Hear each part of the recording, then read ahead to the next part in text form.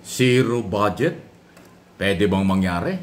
At pinag-uusapan na rin ngayon sa loob at labas ng Kongreso ng Office of the Vice President. Ito nga po ay dahil sa ibang level kung magsasagot at umasta si Vice President Sara Duterte doon sa naunang dalawang public hearing, una sa Senado at doon sa Kongreso tungkol sa proposed budget niya para sa 2025. Hindi ho talaga ho kasi pwede na magtatataray ka dyan or magiging arrogante sa mga mambabatas ang isang resource person, lalo na kung budget ang pinag-uusapan. At maging si Congressman Adjong na siyang nag-i-sponsor ng budget ng Office of the Vice President, nababahala rin. Kaya nga meron pong pagkumbinsi at pakikipag-usap o gagawin pakipag-usap itong si Congressman Adjong para ho pakiusapan si Vice President Sara Duterte na baguhin yung style niya dahil hindi talaga oobra sa mga congressman ang pagtataray or pagiging arrogante sa mga pagsagot tungkol sa proposed budget.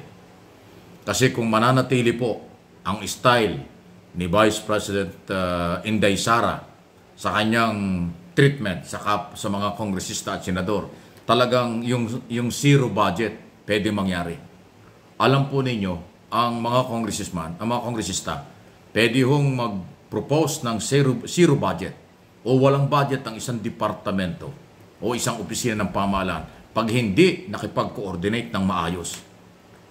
Ang pinag-uusapan lagi dyan, saan mo ginamit ang nakaraang mga budget mo at saan mo gagamitin ang iyong susunod na budget.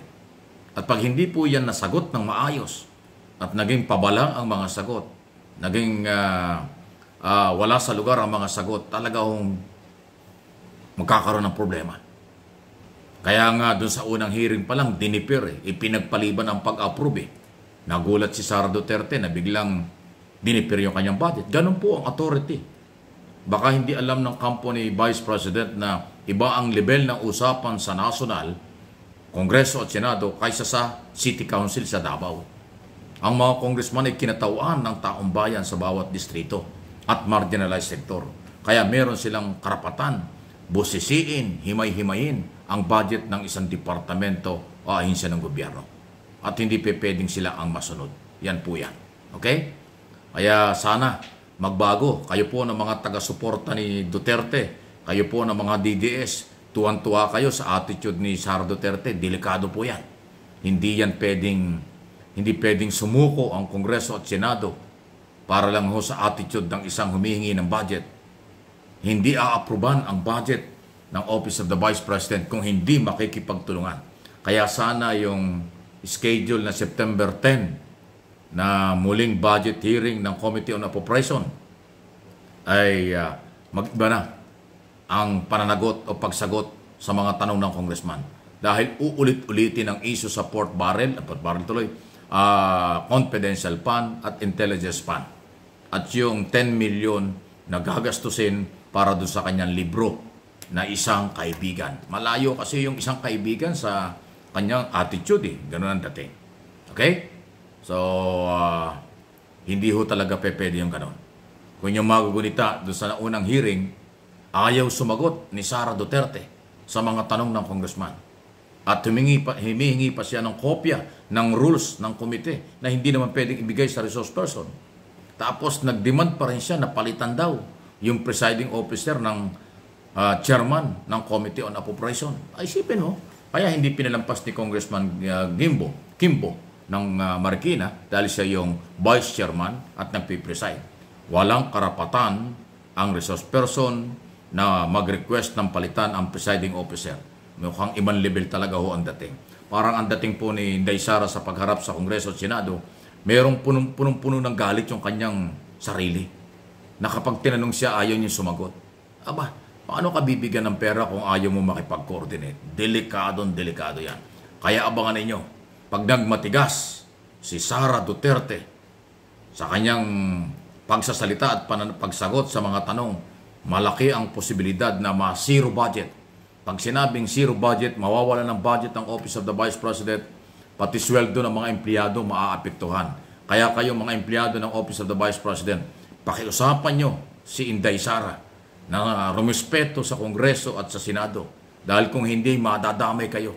Mawawala ng budget ang Office of the President kapag ganyan ang kanyang style ng pananagot o pagsagot sa tanong ng Kongreso. Okay? Sa kabilang dako naman, ito muli pong pinaninindigan ni Secretary Benhur Abalos ng Department of Interior and Local Government na hindi sila aalis at mananatili na maghahanap ang mga pulis kay Kibuloy sa ano man ang mangyari. At hindi nila ibibigay ang prinsipyo ng batas sa pamamagitan ng order ng court na warrant of arrest. Kung merong order ng court na sila pinapaalis, ibang interpretation dyan ng DILG Secretary. Pakinggan po ninyo itong interview sa kanya ng media. Nakatanggap kami kahapon din galing kay Judge Dualtes mismo. Ang tawag niya ay Supplemental Electoral Order. Na siya mismo ang sinasabi niya na it does not cancel or nullify, to quote, the processes related to warrant of arrest. Both serve different purposes and are not contradictory with each other. So, ang sinasabi, hindi daw sinasama dun sa order na itanggalin o huwag ipatupad yung warrant of arrest. Dun sa kabuuan ng desisyon, ang sinasabi dyan, alisin lang yung barkada ng pulis sa labas ng compound. Pero hindi ho ipinagbabawal na huwag ipatupad yung naunang court order, especially ng Pasig Regional Trial Court, na warrant of arrest laban sa puganting si Kibuloy. Pakinggan pa natin po ang pahayag ni Secretary Abalos. Ginawa niya noong August 28. Ang ibig sabihin po ito sa Tagalog, no, na yung ginawa niyang temporary protection order ay hindi nagkakansila o nagwawalang bisa ng warrant of arrest. Dahil iba raw ang purpose ng bawat isa at hindi sila nagko-contradict. Meaning, tama kami all the while na talagang tuloy-tuloy pa rin ang aming paghanap at ang aming tinatawag na warrant of arrest dahil ito'y in-issue ng dalawang branches din. Isa sa Davao at isa sa Pasig. No? Kumbaga magka-level lang sila. Ayan, so maliwanag yan. Tuloy-tuloy pa rin at hindi po ipinagbabawal ng RTC judge ng Davao na i-hold o ipatigil ang warrant of arrest para hanapin, hulihin si Kibuloy. Yan ang malinaw. Okay? At yun naman ho, kasi kaya ako ito dinidiin dahil po yung mga abogado ni Kibuloy at yung kanilang grupo, ang interpretation iba. Ang kanilang paniniwala ay iniutos na rin ng korte na umalis na yung mga pulis. Pinaalis lang yung barkada ng pulis. Hindi yung umalis sila para huwag hulihin. Ibang-iba po yun. So nagkakalituhan. At iwas tayo. Maraming fake news yung mga vlogger at yung SMNI tungkol sa isong ito. Ang kailang paniniwala ang pinalalabas na hindi naman masusunod. Malinaw sa court order. Tuloy ang pag-aresto at hindi ipinagbabawal. Okay?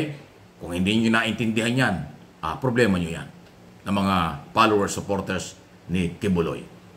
Please, like lang po ng ating mga video pinag-uusapan dito.